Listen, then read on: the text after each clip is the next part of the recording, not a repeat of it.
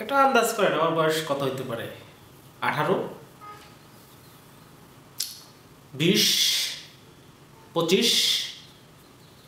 আচ্ছা বাদ দেন, যাই হোক, তবে 14 না। ওয়েলকাম করছি থার্ড আম্পায়ার ইউটিউব চ্যানেল থেকে। আপনারা সবাই কেমন আছেন? আশা করি অনেক অনেক ভালো আছেন। আজকে কথা বলবো বৈভব সূর্যবংশীকে নিয়ে। গতকাল আইপিএলের রাজস্থান রয়্যালস আর গুজরাট টাইটান্সের মধ্যকার যে ম্যাচ হয়েছে সেটা নিশ্চয়ই আপনারা দেখেছেন। না দেখলেও অবশ্যই হাইলাইট দেখেছেন, কারণ ইউটিউব ফেসবুকে মানে বৈভব সূর্যবংশী পুরা দখল করে নিয়েছে। এখন আর তাকে ছাড়া কোনো নিউজ আর দেখা যাচ্ছে না। তো যাই হোক, এই ছেলেটার বয়স 14 বছর। আইপিএল এটা তার তৃতীয় ম্যাচ। প্রথম ম্যাচে মনে হয় 30+ রান করছে, তারপরে ম্যাচে সম্ভবত 15 রান।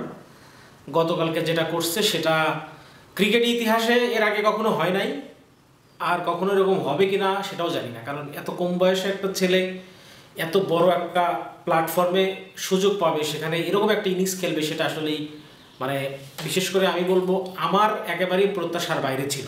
আমি কখনোই ভাবি না যে এরকম একটা ইনিংস খেলতে পারে।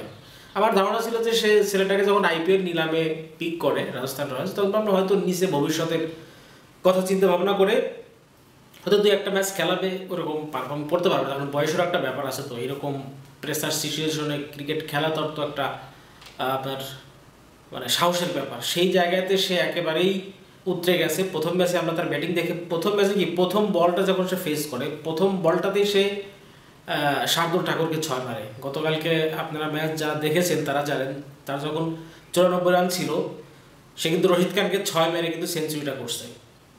তার মধ্যে 11টা 6 মারছে, 7টা 4।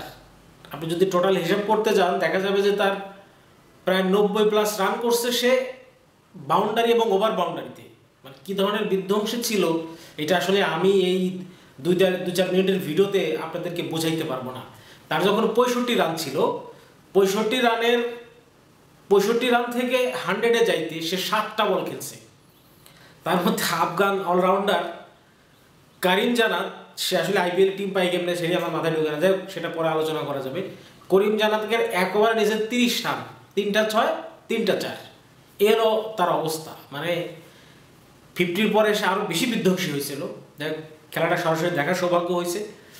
এখন বিষয়টা হইতেছে 14 বছরের একটা ছেলে আমাদের দেশে যদি হইতো, আমাদের দেশের একটা 14 বছরের ছেলের মেন্টালি সে কী চিন্তা ভাবনা করতে পারে, তার মন মানসিকতা কেমন হইতে পারে, তার ফ্যামিলি তাকে নিয়ে কী চিন্তা ভাবনা করতে পারে, এইগুলো আসলে চিন্তার বিষয়। আর ধরেন আমাদের দেশে হয়তো ওই রকম রেয়ার ট্যালেন্ট নাই, তবে যে ট্যালেন্ট একবারই নেই এটা আমি বিশ্বাস করি না। ট্যালেন্ট হয়তো আছে, কিন্তু সেটা থাকলেও হয়তো কারো চোখে পড়ে না, বা চোখে পড়লেও সে যে এরকম কিছু করতে পারবে সেটা আমরা বিশ্বাস করতে পারি না। দেখেন, বাংলাদেশে যদি যেটা হইতো যে আইপিএলে এরকম একটা আমাদের ঘরোয়া লিগ বা আন্ডার-14 বা আন্ডার-12 যারা খেলে, তাদের মধ্যে যেরকম ট্যালেন্ট থাকতো সেরকম একটা প্লেয়ারকে কিন্তু আমাদের বিপিএল টিম কিন্তু সুযোগ দিত না। তারা ভাবতো এরকম ছেলেকে দিয়ে হয়তো হবে না, কিন্তু সেই সাহসটা আমাদের নেই। কিন্তু ইন্ডিয়া এটা পারে ভাই। আমরা যতই ইন্ডিয়ান ক্রিকেট বা ইন্ডিয়াকে নিয়ে ট্রল করি, দিন শেষে তাদের জায়গায় কিন্তু তারা সাকসেস, এটা কিন্তু বুঝতে হবে। এখন আমার প্রশ্ন হচ্ছে, বৈভব সূর্যবংশীর বয়স নিয়ে আমি ইদানিং সোশ্যাল মিডিয়ায় গতকালকে দেখতেছি অনেকেই বলতে তার বয়স 14 না 15 না 16। ভাই, বয়স 14 হোক, 15 হোক, 16 হোক, সেটা নিয়ে সমালোচনা না করে সে যে ক্রিকেটটা খেলতেছে সেটা নিয়ে আলোচনা করেন, তাহলে কাজে দিবে। আপনার নিজের জন্য ভালো হবে, দেশের জন্য ভালো হবে। সবসময় অন্যকে নিয়ে সমালোচনা করতে নাই। যখন ভালো কিছু দেখবেন, পজিটিভ কিছু দেখবেন, সেটা নিয়ে আলোচনা করুন, ভালো হবে। আপনি যদি অন্যের ভালোটা আলোচনা না করতে পারেন, আপনার ভালোটা কিন্তু আরেকজন আলোচনা করবে না, এটা আপনার মাথায় রাখতে হবে। বৈভব সূর্যবংশী সবেমাত্র আইপিএল ক্যারিয়ার শুরু করছে, দেখা যাক সে সামনে আর কতদিন এইভাবে এরকম বিধ্বংসী রূপে খেলতে পারে।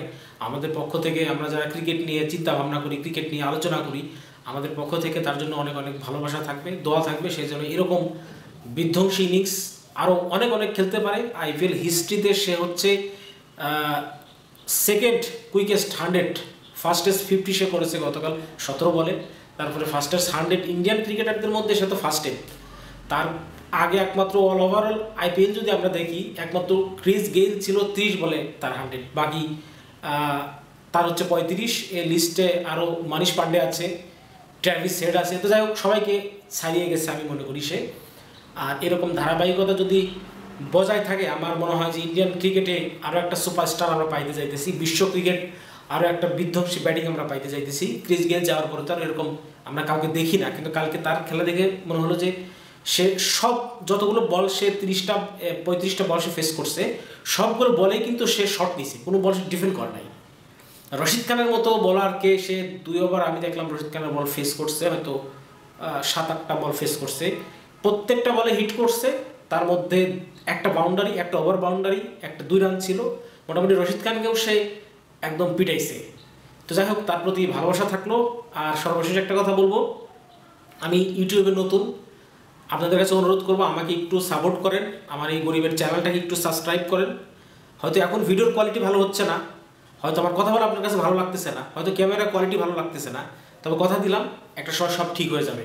আপনারা যদি সাথে থাকেন, আপনাদের ভালোবাসা যদি পাই, এই সামান্য এই কাজ কেন সারা পৃথিবী জয় করতে পারবো, আপনাদেরকেও ভালোবাসা দিতে পারবো।